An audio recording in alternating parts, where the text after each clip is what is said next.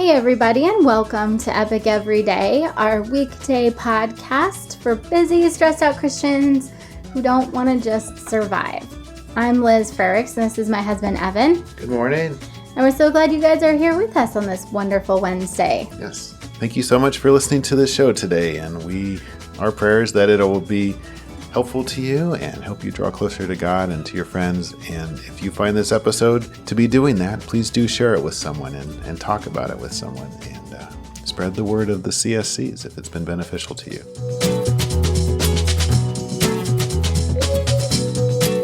So since it is Wednesday, today our CSC is being centered, which is living out of the essence of who God designed you to be. Yeah. You, singular. You yourself. Not y'all. Yes. And there is an element of, yes, we want to be in the community of people that God designed us, like the church that God designed us to be. But in this case, what we're talking about is being the person God designed you to be. Mm-hmm. And this week, all week, we're talking about hitting bottom. So hitting bottom in relationship to this idea here on Wednesday, we're going to be talking about this third choice that I think eludes us and we don't often think about. It's so easy. So the first two choices that we often get caught up in are denying that there's even a problem. We're going to try to live as if, our addiction, or maybe we're not even addicted to nothing. Our sin's not really that big of a deal. We prayed the sinner's prayer and God forgave us all of our sins anyway. So I'm not going to get caught up in that. Right. So there's denial there. And then there's this other extreme of, I'm really going to embrace this idea that I'm a sinner, and it's going to become such a big part of my identity that I am an addict. Hi, my name is Evan, and I'm an addict. Right. Having that for the rest of your life, you are an alcoholic. Even if you haven't taken a drink in 50 years, you're still an alcoholic. And that's a motto in 12-step is once an addict, always an addict. So it becomes part of your identity almost before, I'm a recovering alcoholic. I'm a Christian. I'm a father. I'm a son. It's the first thing in line of all these things. So two pitfalls that are too easy to fall into. I think it is really easy. I was thinking about that too with illness. It's the same way in the, I don't know what you call it, the sick people community. Oh, yeah.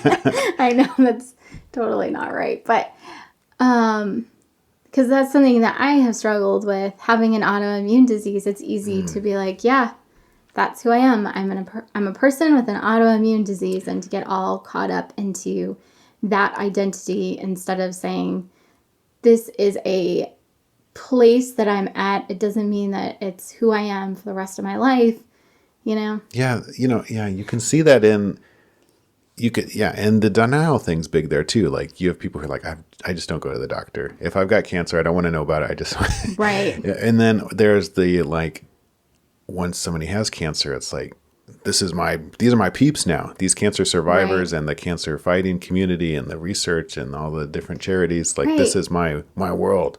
Well, and it's hard because there's an element where that is a good thing because having the support of somebody who's been there, where you can talk about pain, making your brain fog out, is really nice because a lot of people are like, I have no idea what you're talking about. Well, and that's the draw of the addiction community too, because it's like these people get me, they get my struggle, but they're just can all too often become it becomes this kind of enabling culture of we just talk about the problem so much.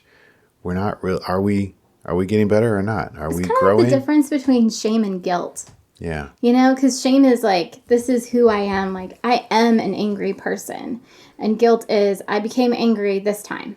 And so guilt you can repent of and you can move forward. But shame, if that's just who you are, there's really nowhere else to go because you're just stuck. Yeah. And I think related to that, I mentioned yesterday towards the end of the show, these emotional foundation of all this stuff. And I think the same emotional problems can feed both pitfalls. Right. The same thing that drives us to deny our sin and to minimize it and to try to act as if it's not that big of a deal. If we get kind of confronted enough and stuck enough that we have to admit the significance of our sin, then those same kind of emotional problems can drive us to embrace that as our new identity and get stuck there. Whereas, I mean, an ideal recovery program from whatever health, physical recovery or addiction recovery or sin recovery in general is this getting our identity from God. And that's the Right. whole point of what we talk about every Wednesday. Yeah, that's our third option, having that growth mindset where you say, okay, yep, this is where I am. We talk about this all the time with addiction. If addiction is the flame, it's the thing that is really visible. And then you have the inciting event, the thing that triggers the addiction. Maybe you're super stressed out because you had a bad day at work, or you're super stressed out because somebody cut you off when you were driving, or your It could be something you're kids, or celebrating too. I whatever. mean, maybe your kid just graduated from college, and so you're going to go have a few drinks. Right. So that's kind of the underlying Yeah. thing. But underneath all that is the coals. It's all these unresolved emotional issues that cause us to need whatever it is that we're addicted to. And it's not until we deal with those things that we can then move on. Having that growth mindset, if you're not familiar with it, Carol Dweck is the one, I believe, who coined the term, and she's got a whole TED Talk on it. But basically, it's the idea that our brains are not static. Who we are today is not who we're going to be the rest of our lives. We can grow and change, and our traits are not defined at birth. There's opportunity to keep stretching, and your brain is a muscle that can get stronger the more you exercise it. Yeah, it's such a powerful idea because I think we have this idea that, our brains when we're kids, when we're children and babies, are able to grow and learn, of course, because you learn Right. you learn to walk, you learn to talk, you learn to do math, you learn all this stuff. But then at some point, that's not a thing anymore, and you're just the Right. way you are. And that's totally not true. It's not true. Being someone who worked through my coals and then being like, oh, wow, look at this.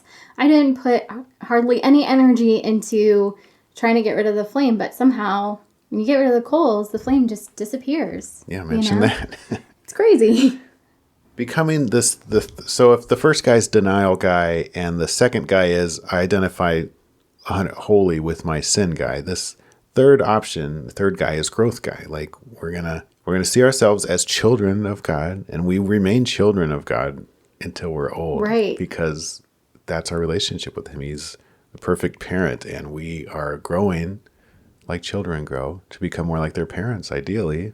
And Right. we want good parents to become more like, but that's what children do. They become like their parents. Well, and I think part of the problem is we give too much weight to our sin. It's weird because we want to give good weight to our sin that says, yep, here's, counting the cost. This is what this is costing me in terms of my relationships and my personal life and all that kind of stuff. Use that as impetus to grow and change. But I think sometimes we just think that like the sin is so powerful that there's no way to get out of it. Like we kind of personify it instead of being able to say it's a mistake. Like sin is sin. It's all a mistake. It's all we're not in line with God's design. We've missed the mark, that kind of thing. So when you look at a child, yeah, they make mistakes. And yeah, they sin. But, does anybody ever say, well, I'm sorry, there's so many mistakes in you and we're just going to write you off for the rest of your life. Sometimes that does happen, unfortunately. We are not, adults just aren't automatically good with kids and good parents and things. But a good parent. That's right. And we could, I hope, imagine what a good parent would do. And then God is a million times better parent than that, Exactly. So saying like, okay, this is who I am from now on. It's like a toddler being like, I'm a terrible finger painter for the rest of my life. That's just who I am, Yeah. It doesn't make a lot of sense. I know. And that's trauma though, isn't it? We get hung up in, we get stuck, and it's a big problem. And we've got to depend on God to help us with that, and Peter Cesaro makes a great point where when we work on our emotional, whatever his line is, it's like, you can't have spiritual growth without emotional growth. Yeah. They're so intertwined.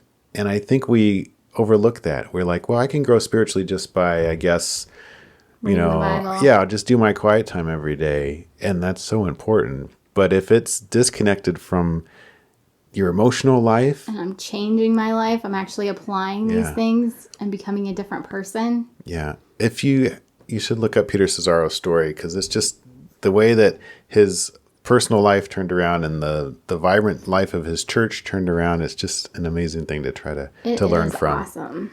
If we don't do that underlying work, we are almost guaranteed to get stuck in one of those two traps of either denying or putting too much weight on our sin and being like, this is who I am for the rest of my life. It's only as we can do the emotional work and figure out, what are my goals underneath and why am I doing this? There was a really great talk that I heard, and I can't even remember who it was, but they were talking about, you are this, where you are today, you're here for a reason. You've made these decisions that have led you to this point. And for instance, if we're talking about addiction, like there's a reason why you watch TV or whatever it is. And if there wasn't a reason, you wouldn't be there, Yeah. Right. Yeah. We're not just random. We don't make random choices. We make intentional choices. Right. And so if we want to change the behavior, we have to change the underlying, okay, this is my reason. Mm-hmm. Well, and I think if we're honest with ourselves, and that's what we're hopefully trying to be more and more, you were talking about reading the other day. I think that's such a great example because it's like, well, it's good to read, right? I mean, there's all these, after school specials for kids about how they should read more books instead of playing video games or whatever. But then it can be abused too. It can become an escape. And only us in our heart know if we pick up that book what we're doing. Right. Because we get addicted to our phones almost as soon as we get a smartphone, we get addicted to it. And so when we're checking it for notifications, we need to try to start understanding what's going on emotionally here. Like when I look at my phone and I don't have any new text or notifications or emails and I'm depressed about that, like, do I even realize that? Or do I just check it again in 5 minutes to see if I can get a hit? Right. And there's all and so much of life is like that. So we're emotionally connected to stuff inappropriately, and that leads us down into these pitfalls. As always, pick whether today is going to be awesome or not, whether you're going to strengthen those neural pathways to look for the good things in your life or to look for the things that make you upset. Because whatever you look for, that's usually what you find. Yeah, or if the things don't make you upset, maybe they drive you deeper into your addiction, whatever that tends to be. So we want to look for the things that we're thankful for, the ways that God's working. Mm-hmm. We love you guys and we're praying for you. Thanks to everybody that's been listening to the show and sharing the show. We really appreciate it. If you have found this episode helpful, please do share it. And come back tomorrow and we are going to talk about sharing your stuff with other people. Ooh, scary business there. Seriously. It's hard to hit bottom and to be honest about it with the people around you. Yeah. We'll get into it tomorrow. I was going to start getting into it now, but we'll talk about that tomorrow. All right, you guys. Have an awesome Wednesday. See ya.